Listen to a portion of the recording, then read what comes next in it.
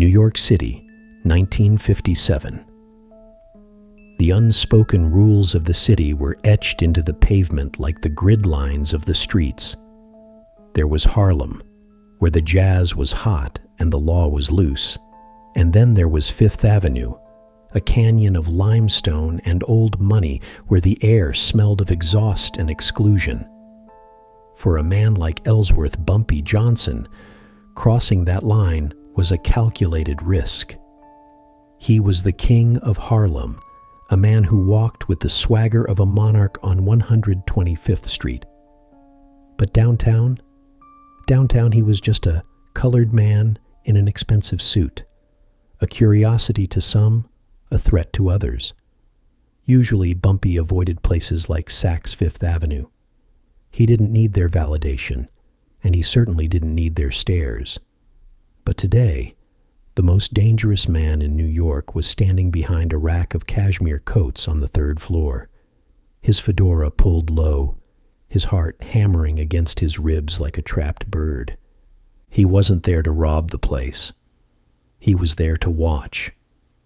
Across the aisle, near the children's section, stood a woman who looked like she belonged on the cover of Vogue. She had blonde hair tucked under a silk scarf, sunglasses, and a coat that cost more than most families in Harlem made in a year. Her name was Helen. To the world, she was a wealthy widow of a merchant marine, living a quiet life in Connecticut. To Bumpy Johnson, she was the only woman who had ever challenged his intellect as much as his power.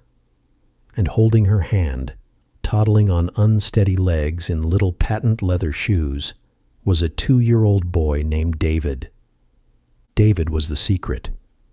The nuclear bomb that could destroy Bumpy's marriage to Mamie, incite a war with the Italian mob, and shatter his standing as a race man in Harlem. He was Bumpy's son. A boy with skin the color of café au lait and eyes that held the same dark, intense stillness as his father's. Bumpy had set them up in the country to keep them safe, to keep them hidden. But Helen was stubborn. She was lonely in that big stone house in the woods. She had risked everything to come into the city for Christmas shopping, dragging Bumpy into a silent panic. He couldn't be seen with them. He couldn't acknowledge them. He could only shadow them from 20 feet away, a ghost guarding his own heart.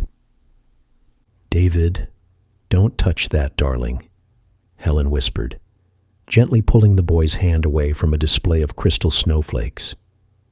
David giggled, a sound that cut through the hushed atmosphere of the store. It was a pure, innocent sound.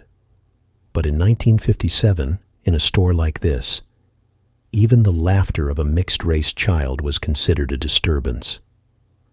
Bumpy watched as a salesgirl stiffened, her nose wrinkling as if she smelled something foul.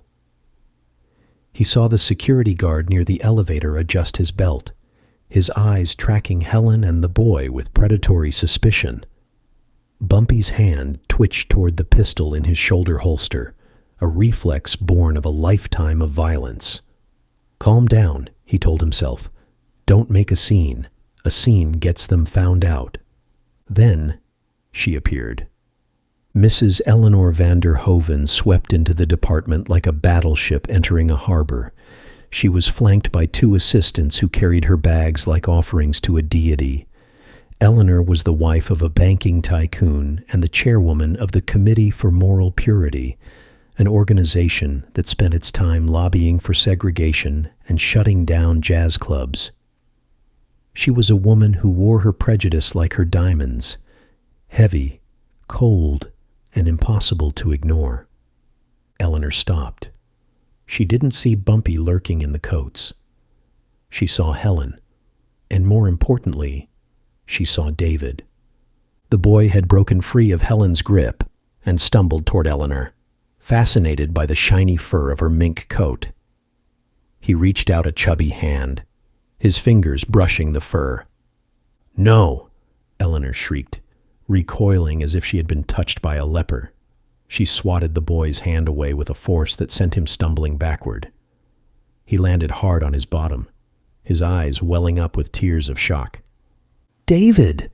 Helen cried, rushing forward to scoop him up. She glared at the woman. "He's a baby. What is wrong with you?" Eleanor dusted off her coat, her face twisted in a mask of absolute revulsion. "Keep your pet on a leash, madam," she hissed, her voice carrying through the silent department. "This is a store for civilized people, not for keeping livestock." The store went deadly quiet. Shoppers stopped. The salesgirls stared. Bumpy, 20 feet away, felt a coldness wash over him that had nothing to do with the winter air. It was the icy clarity of a man who has just decided that someone is going to die. He took a step forward, his cover forgotten. He was about to cross the aisle, to tear the world apart to get to his son. But Helen stood her ground.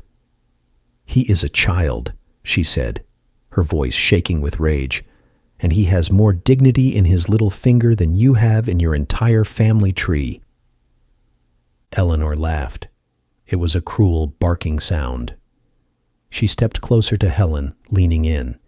She looked at the boy's face, the curly hair, the complexion that told the story of his heritage. "Dignity?" she scoffed. "It's a mongrel, a mistake. In a just world, things like that wouldn't be allowed to breathe." And then she did it. Eleanor van der Hoven pursed her lips and spat. A glob of saliva landed on David's cheek, sliding down toward his chin. The boy didn't understand the insult, but he understood the hate. He began to wail. Time stopped for Bumpy Johnson. The world narrowed down to a tunnel. At the end of that tunnel was the white woman's face. The rage that erupted in his gut was so violent it almost knocked him over. This wasn't business. This wasn't a territory dispute with Dutch Schultz. This was his blood, his secret son, the innocent boy he couldn't even claim, being defiled by a woman who thought her money made her a god. He started to move. He was going to kill her. Right there. He was going to walk over, snap her neck, and accept the electric chair as a fair trade. But then he saw the security guard moving in. He saw the salesgirls reaching for phones. He realized the trap. If Bumpy Johnson stepped into that light, if he claimed that boy, the secret was over. Mamie would know. The Italians would know. The boy would become a target for every enemy Bumpy had. To save his son, he had to let the insult stand. He had to stay in the shadows. It was the hardest thing he had ever done. He watched as Helen, weeping, wiped the spit from David's face with her glove. He watched as the floor walker escorted them out, apologizing to Eleanor for the disturbance. He watched Eleanor smirk, taking a handkerchief to wipe the spot on her coat where the boy had touched her, as if scrubbing away a disease.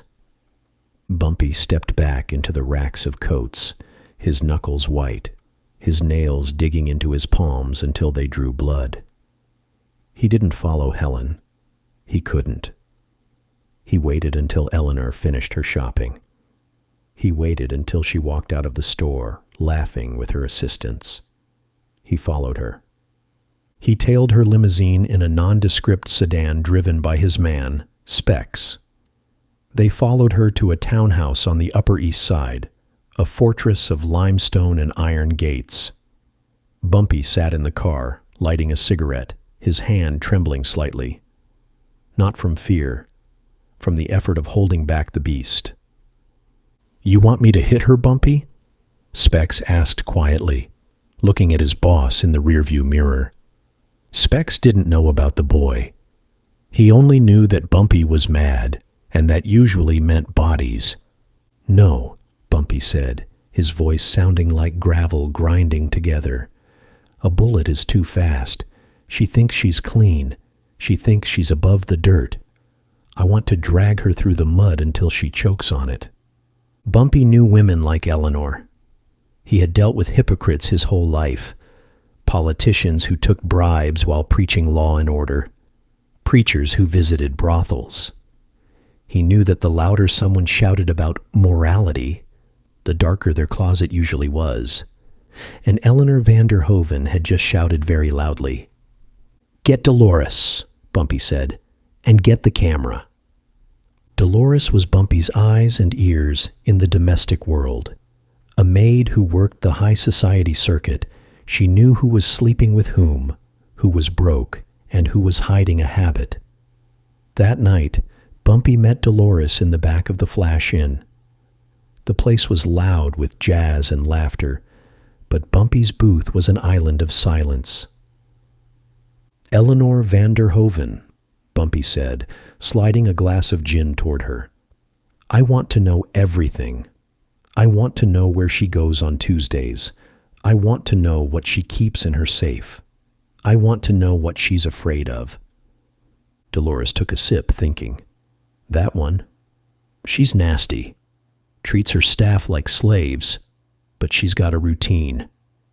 Every Friday she goes to a prayer meeting in a brownstone in Yorkville. No staff allowed. She drives herself." Yorkville, Bumpy mused. That's German territory. Bundists. Sympathizers. "It's worse than that, Bumpy." Dolores lowered her voice. "My cousin cleans that brownstone on Mondays. She says the basement is set up like a church, but not the kind with Jesus on the wall, the kind with swords and hoods." Bumpy's eyes narrowed. "The Klan?" "Or something like it," Dolores said. "Friends of the New Germany, whatever they call themselves now. But Eleanor, she's the guest of honor." A smile slowly spread across Bumpy's face. It wasn't a nice smile. It was the smile of a shark sensing blood in the water. Eleanor van der Hoeven had spit on his mixed-race son because she thought he was an abomination, because she preached racial purity. And here she was, attending secret meetings with American Nazis in the middle of Manhattan. "Friday," Bumpy said. "Specs, get the boys ready. We're going to church." Friday night was cold and rainy. Eleanor's black Packard pulled up to the brownstone in Yorkville. She hurried inside, clutching her fur coat tight, her face hidden by an umbrella. Bumpy was parked across the street. He watched the lights go on in the basement windows. "Specs," Bumpy said. "You got the pick?" "Always, boss." "Get inside. I don't want them hurt. I want proof. I want photos. And I want whatever they keep on that altar." Specs slipped into the shadows. Bumpy waited. The rain drummed on the roof of the car, matching the rhythm of his thoughts. He thought about David's face, the confusion and the tears. He thought about the spit sliding down his cheek. He touched the picture of David he kept hidden in his wallet, tucked behind his driver's license. "I can't be your father out there," he thought, "but I can be your monster." 10 minutes later, the flash of a camera bulb lit up the basement window. Once. Twice. Then a commotion. Shouting. The sound of breaking glass. Specs came running out of the alleyway, breathless, clutching a velvet bag and a camera. He jumped into the car. "Go! Go!" The driver peeled out just as the front door of the brownstone flew open. Men in armbands spilled out, shouting curses, but they were too late. Bumpy's car was already disappearing around the corner. Bumpy turned to Specs. "Did you get it?" Specs was panting, his face pale.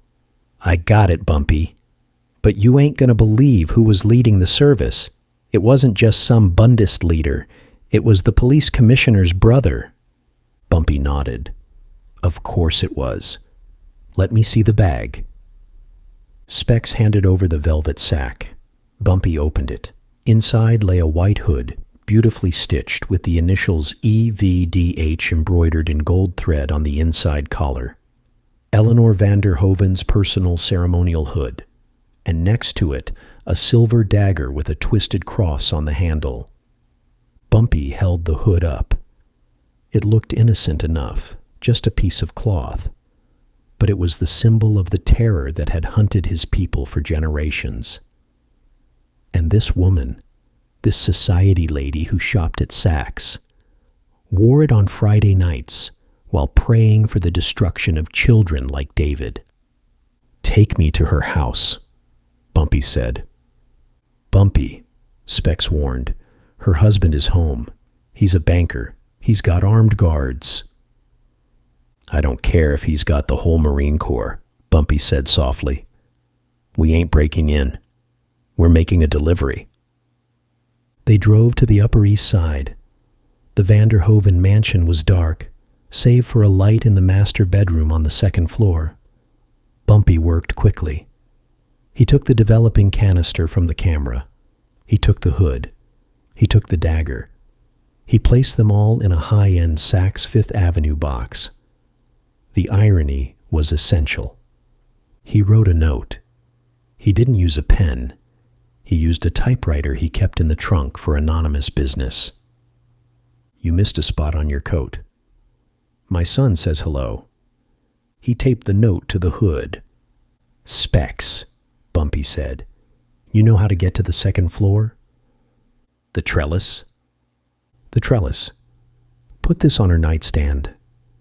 Don't wake her up. Let her find it when she opens her eyes."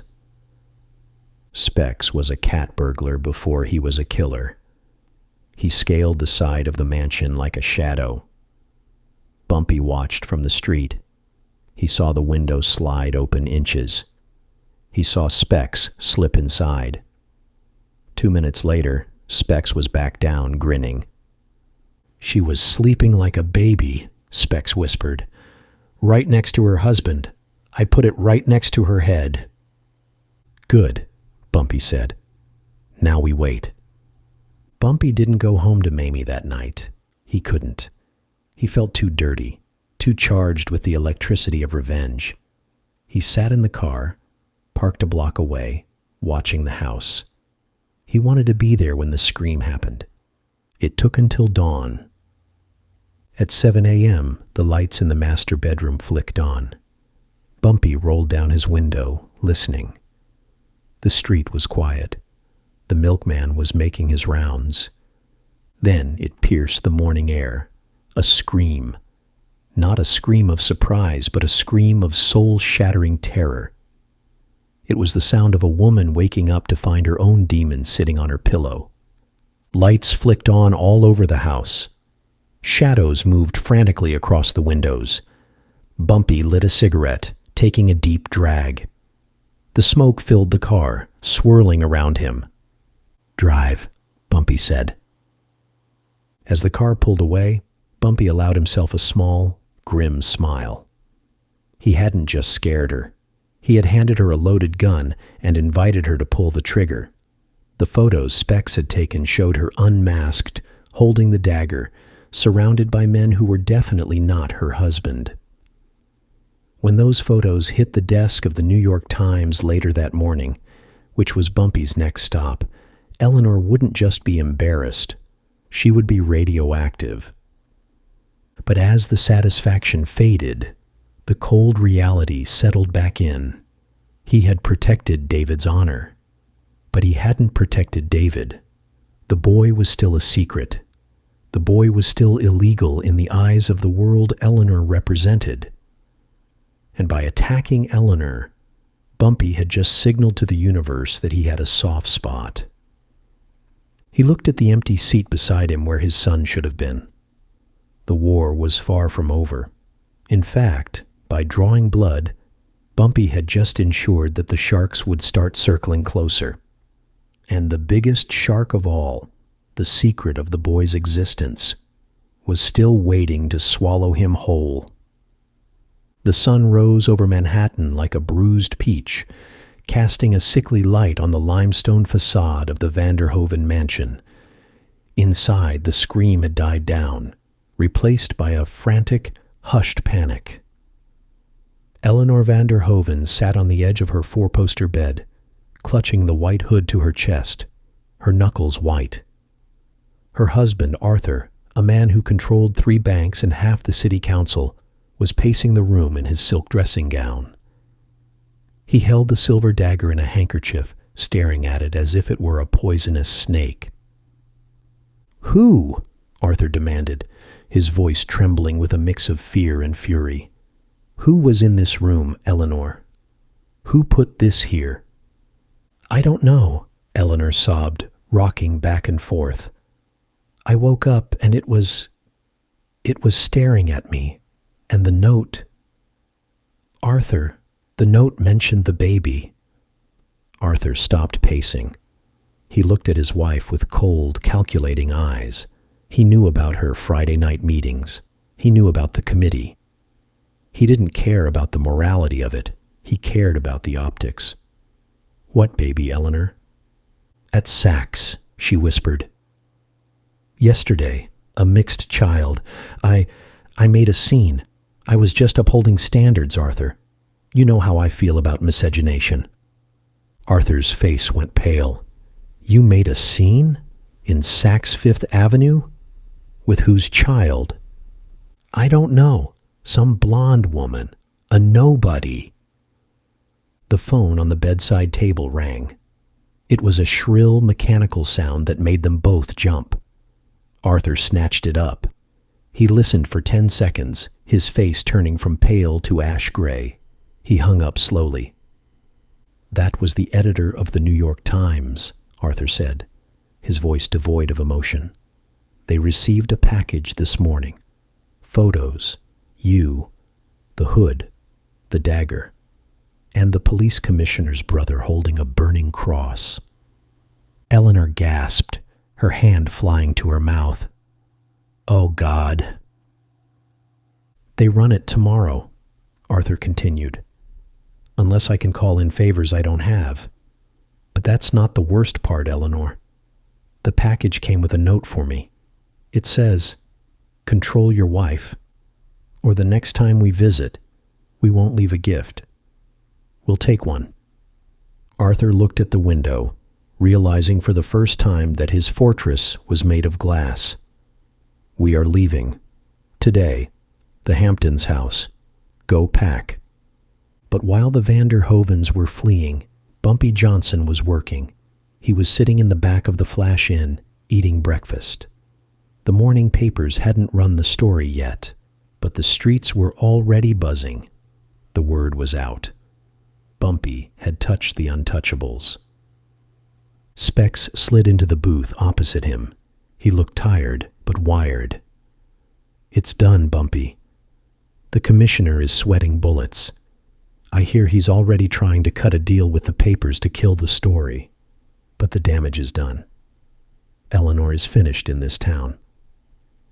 Bumpy nodded, buttering his toast. "Good. But a wounded animal bites, Specs. We ain't celebrating yet." He was right. The retaliation didn't come from the police. It came from the shadows. By noon, a black sedan with tinted windows was parked down the road from the safe house in Connecticut where Helen and David lived. It wasn't the Italians. It wasn't the cops.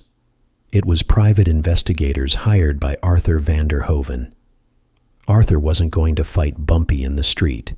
He was going to find out who that baby was. He figured if someone cared enough to destroy his wife over a toddler, that toddler was leverage. The phone in the Flash Inn rang. It was Helen. She was hysterical. "Bumpy," she whispered, her voice tight with terror. "There's a car, a blue Chevy. It's been sitting at the end of the driveway for an hour. David is playing in the yard. I brought him inside, but they saw him." Bumpy's blood turned to ice. They had tracked Helen. Maybe they got her plate number at Saks. Maybe they bribed a floor walker. It didn't matter how. They were there. "Listen to me," Bumpy said, his voice calm and deadly. "Lock the doors, close the blinds, go to the basement. Take the gun I gave you. Do not come out until I say so." "Bumpy, are they coming to kill us?" No, Bumpy said. They're coming to find out who the father is, and if they find that out, then they'll try to kill you. Stay down. Bumpy hung up. He stood up, adjusting his suit jacket. The calm businessman was gone. The chess player was gone. This was the man who had fought a war with Dutch Schultz and won. Specs, Bumpy said. Get the car, and get the heavy bag. The one from the trunk. The Thompson? Specs asked, eyes widening. We aren't shooting, Bumpy said. We're sending a message. Drive. The drive to Connecticut usually took 2 hours. They made it in 90 minutes. Bumpy sat in the passenger seat, a sawed-off shotgun resting on his knees, covered by a raincoat. He wasn't going to the house. He was going to the hunter. They spotted the blue Chevy parked on the shoulder of the winding country road, half hidden by a line of oak trees. Inside, 2 men in cheap suits were passing a flask back and forth, watching the driveway of Helen's estate through binoculars. Pull up alongside, Bumpy said. Specs eased the car up slowly. The men in the Chevy didn't even turn around until Specs honked the horn. The driver rolled down his window, annoyed. Keep moving, pal. Private busy. He stopped. He found himself looking down the twin barrels of a 12-gauge shotgun. Bumpy Johnson leaned across Specs, his eyes dark voids. You boys seem lost. The investigator swallowed hard. He knew that face. Every lowlife in the tri-state area knew that face. Mr. Johnson, we didn't know this was your territory. Everything is my territory when I say it is, Bumpy said. Now I want you to give me the camera and the notebook. The driver fumbled, handing over a 35mm camera and a notepad filled with scribbles. Bumpy took them without looking. Who hired you? Bumpy asked. Vander Hoven, the driver squeaked. He wants the kid. He thinks the kid belongs to someone important. He wants leverage. Bumpy smiled. It was a terrifying sight. He's right. The kid does belong to someone important. But you're going to go back and tell Mr. Vander Hoven that you made a mistake. You're going to tell him that house belongs to a crazy judge who shoots trespassers. And if I ever see this blue Chevy in this state again, I won't just break the camera.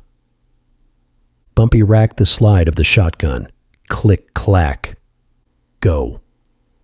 The Chevy peeled out so fast it threw gravel onto Bumpy's windshield. They were gone. Bumpy watched them disappear. He breathed out, the tension leaving his shoulders. He looked at the camera in his lap. He opened the back and ripped the film out, exposing it to the sunlight. The evidence of his son was gone. Drive up to the house, Bumpy said, but stay in the car. Bumpy walked up to the front door of the stone house. Helen opened it before he could knock. She fell into his arms, shaking. Bumpy held her tight, smelling the lavender soap she used, feeling the smallness of her frame against his bulk. It's okay, he whispered into her hair. They're gone. They know, Bumpy, she sobbed. They know about David. They suspect, Bumpy corrected. They don't know. And after today, they'll be too scared to ask. He walked into the living room. David was sitting on the rug, playing with a wooden train. He looked up and smiled, recognizing the man who sometimes visited and read him stories. Bump, Pa, the boy chirped. Bumpy's heart broke a little.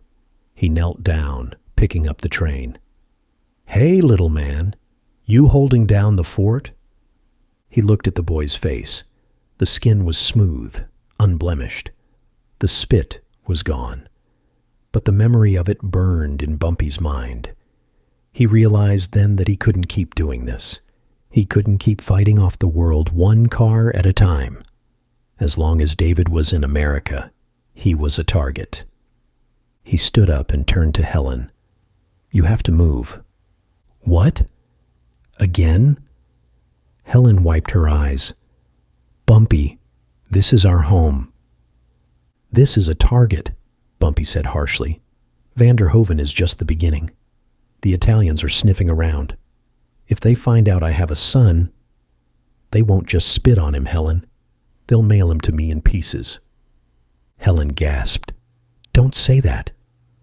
"I have to say it," Bumpy snapped, "because it's the life I chose, and it's the life I dragged you into." He lowered his voice. "I have a place, in Switzerland, a boarding school, but they have cottages for families. It's safe. Nobody cares about race there. Nobody knows Bumpy Johnson." "Switzerland?" Helen looked at him, horrified. "That's across the ocean. You wouldn't be there." "I can't be there," Bumpy said. "I belong to Harlem. If I leave, the wolves take everything. But you can be free."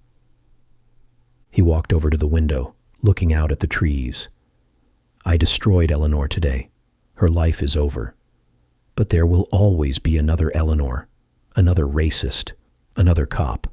I can't kill them all, Helen. I tried. God knows I tried, but I can't." He turned back to her.